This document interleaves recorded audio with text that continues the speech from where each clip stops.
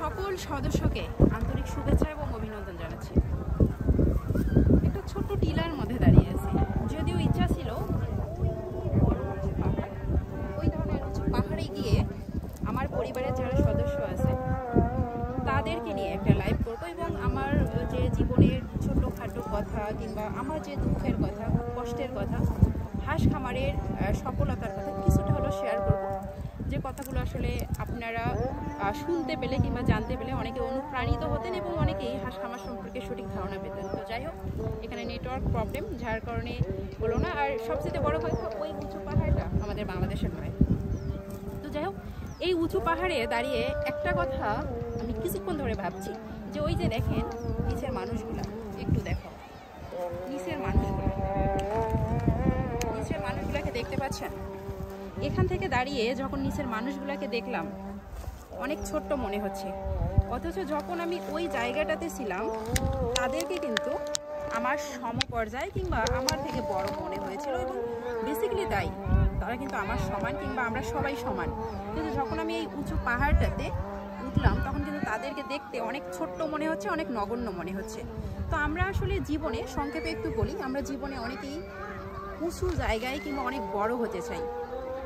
তো বড় হওয়ার ইচ্ছা কিংবা বড় হওয়ার ইচ্ছা পোষণ এটা খারাপ না, তবে একটা কথা বলবো, আপনার পাশে যারা আছে, যারা আপনার ভাই বোন আত্মীয় স্বজন, তাদের ছেড়ে আপনি যখন উপরে উঠবেন এবং উপরে উঠে তাদেরকে যখন উপর থেকে দেখবেন তাদেরকে অনেক ছোট্ট মনে হবে এবং তাদের থেকে আপনার ডিস্টেন্স, আপনার দূরত্ব অনেক বেড়ে যাবে। তখন আসলে আপনি হয়তোবা সাময়িক সুখ খুঁজে পাবেন কিন্তু মানসিক সুখ খুঁজে পাবেন না।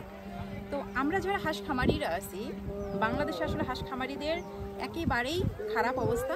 আমাদের হাঁস খামার সম্পর্কে সঠিক পরামর্শ নেই, সঠিক চিকিৎসা নাই, হাঁস খামারের সফলতার পার্সেন্টেজ অনেক নগণ্য। 100%-এর মধ্যে 50% হাঁস খামারিও কিন্তু সফল হয় না, সঠিক পরামর্শ কিংবা সঠিক খামার ব্যবস্থাপনার অভাবে। তো আমি ছোট্ট পরিসরে আমার 7 বছরের খামার জীবনের অভিজ্ঞতাকে সবসময় কর্মজীবন ইউটিউব চ্যানেলের মাধ্যমে শেয়ার করার চেষ্টা করি। প্রথম থেকে করে আসছি, প্রথম থেকে অনেক লসের সম্মুখীন হয়েছি, অনেকের কাছে অনেকের দাঁড়ে দাঁড়ে গেছি, অনেকভাবে প্রতারিত হয়েছি, অনেকভাবে লসের সম্মুখীন হয়েছি এবং লস থেকে বেরিয়ে আসার জন্য প্রত্যেকটা সেকেন্ড, প্রত্যেকটা মুহূর্ত আমার জীবনে যুদ্ধক্ষেত্র ছিল এবং সেই যুদ্ধক্ষেত্র অনেকটা অতিক্রম করে আজকে আমি সফলতার দ্বার প্রান্তে পৌঁছাছি। অনেক ক্ষেত্রে আসলে সফলতার দ্বার প্রান্তে আমি হয়তো বা এখন কিছুটা হলেও পৌঁছাতে পেরেছি। তো আমি চাই, আমি যে ভুলগুলা করেছি, আমি যে বিফল হয়েছি কিংবা আমি যে লসের সম্মুখীন হয়েছি না জানার ফলে, আমার যারা প্রিয় খামারি ভাই বোনেরা আছেন, যারা আমাদের কর্মজীবন ইউটিউব চ্যানেলটিকে সাবস্ক্রাইব করে রেখেছেন, যারা আমাদের পরিবারের সদস্য, তারা যেন সঠিক তথ্য এবং সঠিক পরামর্শ পেয়ে উপকৃত হয় এবং তারা যেন আমার হাতে হাত রেখে এই যে উপরের স্থান, কিংবা উপরের স্থান বলতে আমি বলতে চাচ্ছি যে আমরা উপরে উঠে নিচের মানুষকে কখনো ছোট মনে করব না, উপরের স্থান বলতে সফলতা।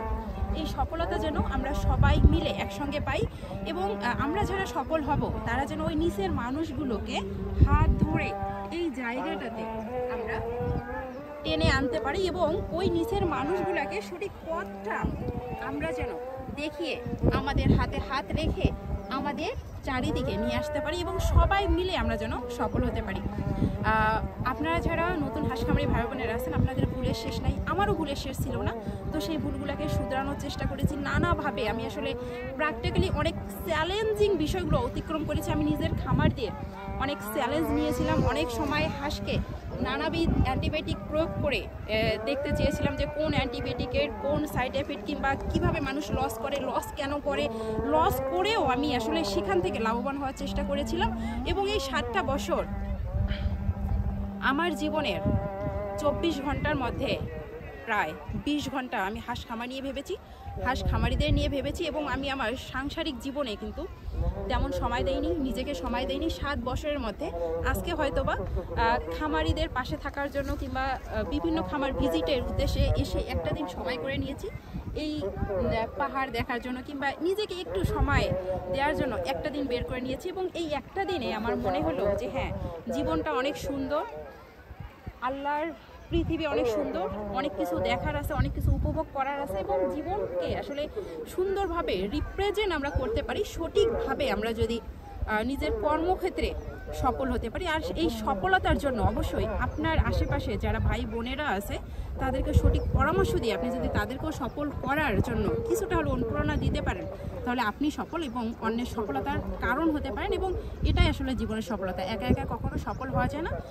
বারবার বলছি, প্রিয় হাঁস খামারি ভাই বোনেরা, সবাই সঠিক পরামর্শ নেন, সঠিকভাবে খামার শুরু করেন, অল্প দিয়ে খামার শুরু করেন এবং সঠিকভাবে খামার ব্যবস্থাপনাটা মেনটেন করে অবশ্যই হাঁস খামারে সফল হওয়া যায়। ধন্যবাদ সবাইকে।